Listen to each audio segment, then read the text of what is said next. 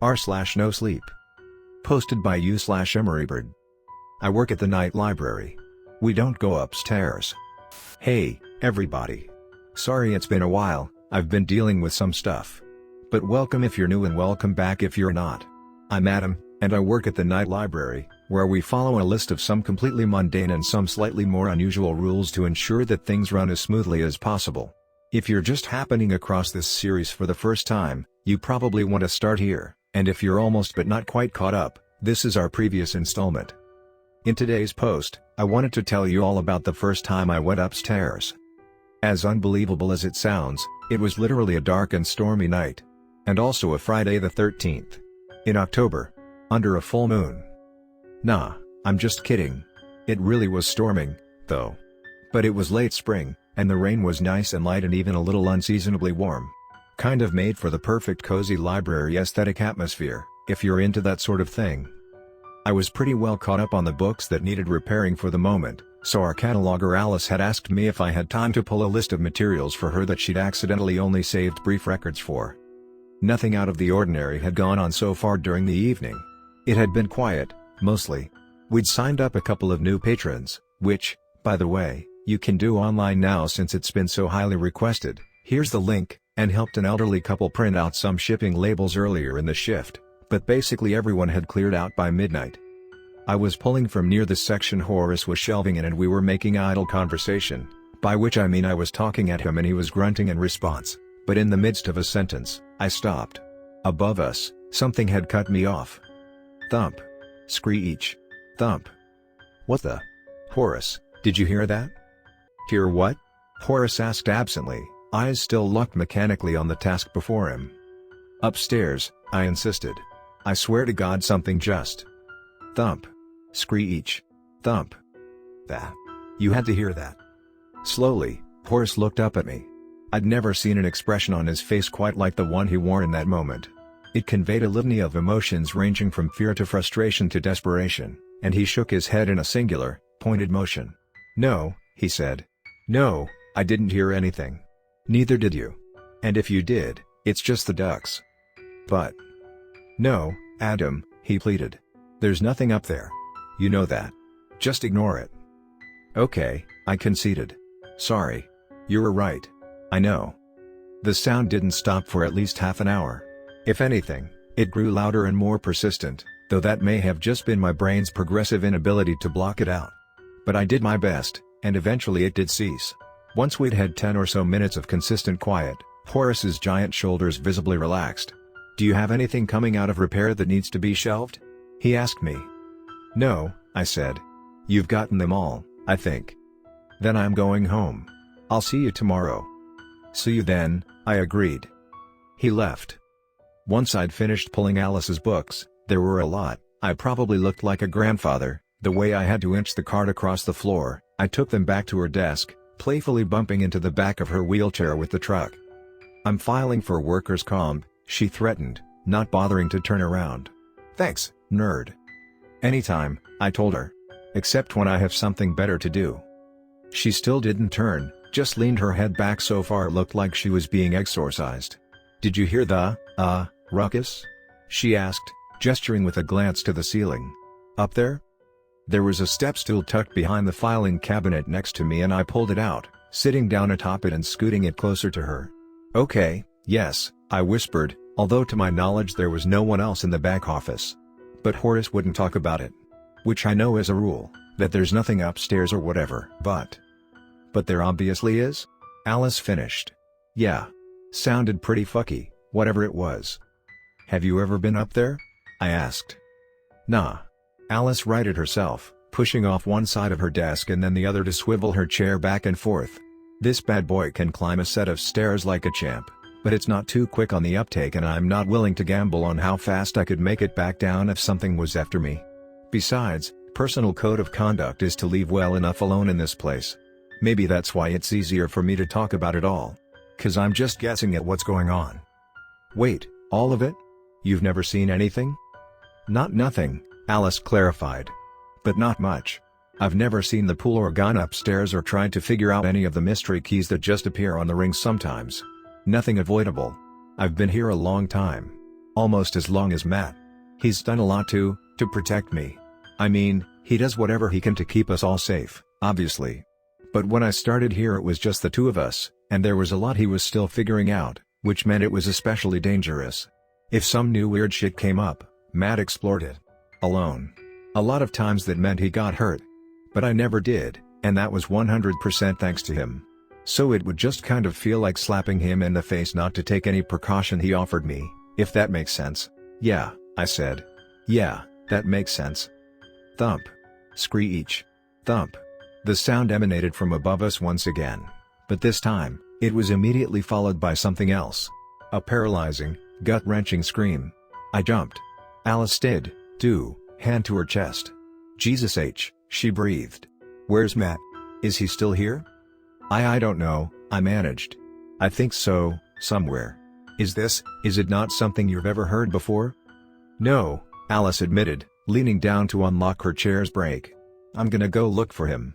You just, don't do anything stupid. Now, I'm not sure if you've gathered yet from the first couple entries of this series, but telling me not to do anything stupid is kind of like taking a salt shaker to a slug and telling it not to die. In my defense, I'm, almost, never just charging straight at something I know might get me maimed or killed without a decent enough reason that I deem the odds acceptable. And in this situation, I genuinely did intend to keep myself planted firmly on the step stool and wait for Alice to return, hopefully with Matt in tow.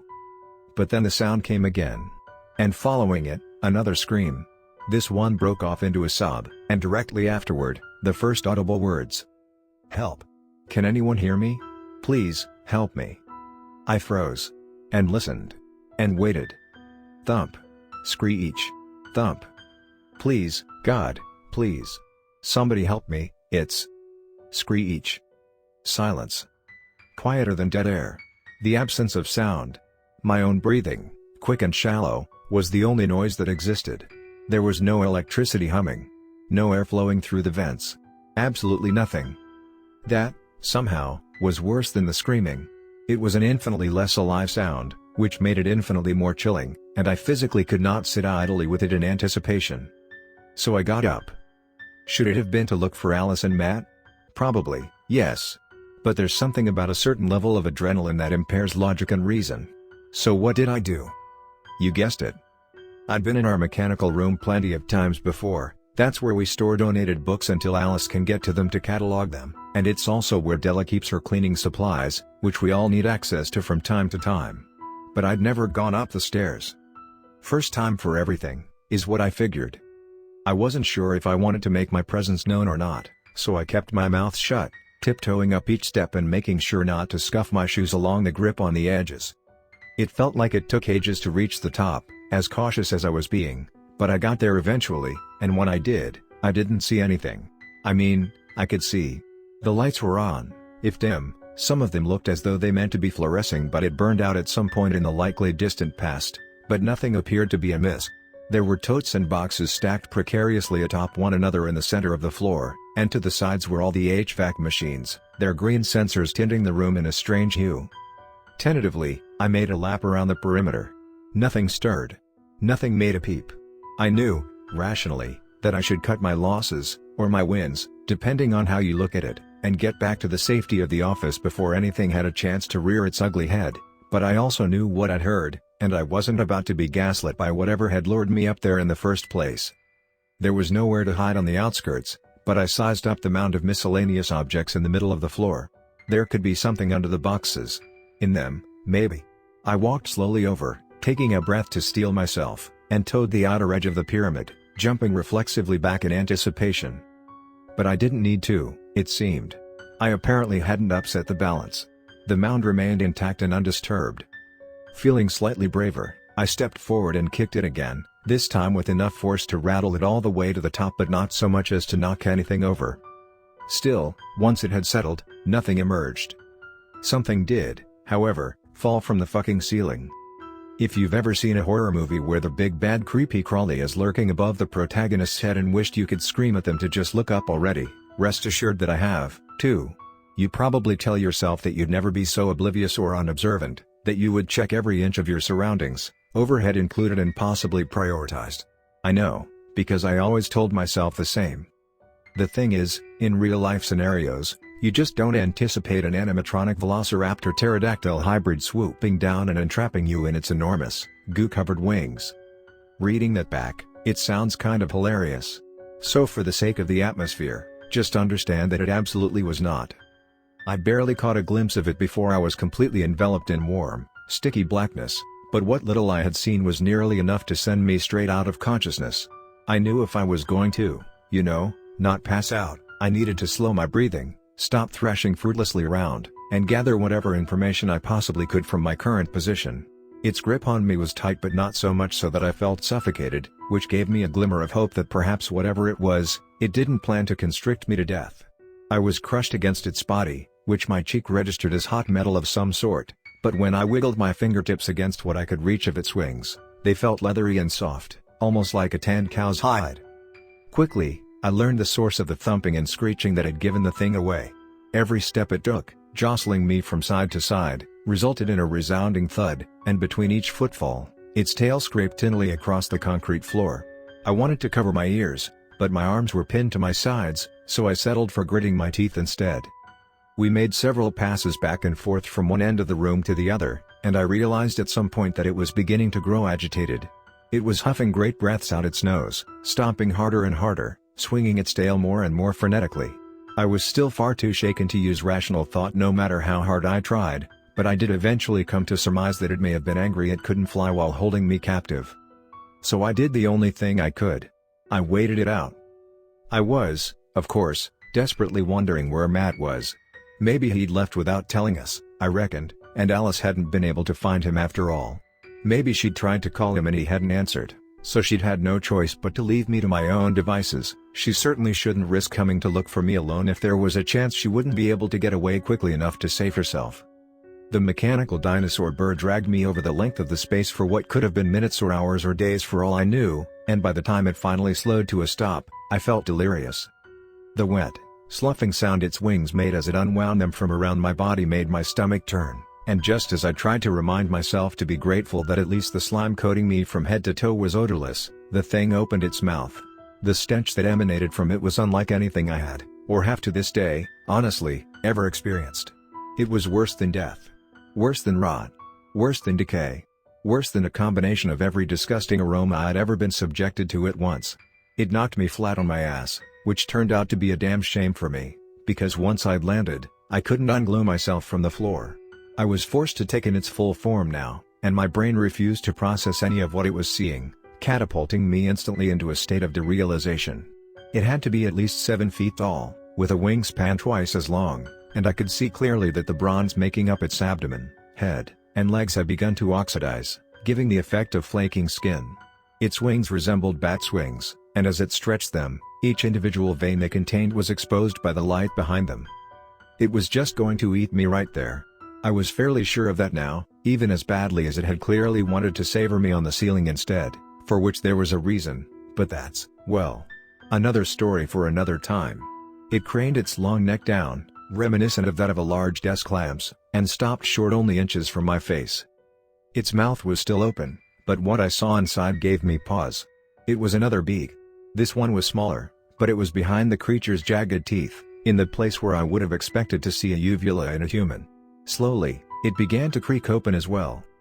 Past its exterior, I could barely make out what looked to be a small, round speaker, the type that might have been found in an old-school intercom system. To my horror, it began to crackle to life. "Help!" it pleaded, deafeningly loud. "Can anyone hear me?" I felt my blood turn to ice as it began to scream. And scream. And scream. It was taunting me. That was all there was to it. It was solidifying what I'd really already known: there had never been a person in danger. It had cast its hook, and I had taken the bait. Its viscous, stringy saliva dripped onto my head and shoulders, and I was entirely powerless to stop it, no matter how hard I fought to move. I clamped my teeth together, forcing back wave after wave of nausea. I'd always expected that, if I was of sound enough mind to be aware at my time of death, I would have at least one profound thought. But in that moment, nothing but pure, white panic filled my mind. I was terrified, simply and truly. There was no room for anything else. A thin, black tongue rolled out of its mouth, the texture similar to a cat's, with sharp, angled barbs pointing toward its throat. I wanted to look away, but I couldn't bring myself to. Couldn't even close my eyes. I needed to fully experience the last moments of my life, whatever they might entail. I instinctually believed, when I first heard the pop, that the creature's head had exploded of its own volition. I couldn't quite see what was going on, as I was too busy blinking blood, at least, that's what I assume it was, out of my eyes. But then there was silence save for the sound of wires short-circuiting, and then Matt was speaking, as close to frantic as I'd ever heard him, yelling out imperatively that I respond if I could. My lips were covered in blood, too, so I hummed in response, not willing to test what might happen if I were to accidentally ingest it. "Fuck," Matt said when he reached me, kneeling and pulling the sleeve of his shirt down over his hand to wipe off my mouth and eyes. "Are you hurt?" he asked, and then amended, "Bad?" I coughed, shaking my head. "No. I'm fine. Just stuck." "What did you do?" "Shot the bastard," he told me, unsheathing the knife hooked to his belt and beginning to work at the goose cementing me to the floor. Sometimes the solution's easier than you expect. Once he'd cut me out of confinement, he helped me to my feet, giving me a good once-over to make sure I hadn't sustained any injuries I was in too much shock to feel yet. This was a particularly easy feat given that if any of my own blood had been displaced, it would have been red, contrasting starkly with the muddied green of the monsters. "Thanks," I said. Thanks. "Don't come up here again," he told me. "The rules exist for a reason." "I know. I'm sorry. I just thought someone was in trouble." "If you ever think someone's in trouble, come find me. I'll handle it." We trudged back downstairs, my feet squelching every time they made contact with the ground. I didn't ask if Matt had a plan for the creature's body. I didn't ask if he'd known how to kill it because he'd run into one before. I didn't ask if I was fired. Back at the desk, Alice told me she wanted to punch me but it wasn't worth getting that nasty shit all over her hand, which I thought was fair on both accounts. She also told me it had taken her a while to track Matt down. He'd been outside in the storage shed, and then reminded Matt that she had explicitly instructed me not to do anything stupid while she was gone, which I corroborated. If anyone was going to be in trouble, it had better be me. But I wasn't. Matt sent me home to clean myself up and get some rest, both of which I did. When I showed up for work the next night, it was as though nothing had ever happened. We never spoke of it. I fully intended, after that night, to heed Matt's warning to never set foot upstairs again. Truly, I did. And I did heed it. Until about a week ago. But I think I've given you enough to digest for now, and there's something to the belief that you shouldn't pry at a fresh cut, so maybe another time.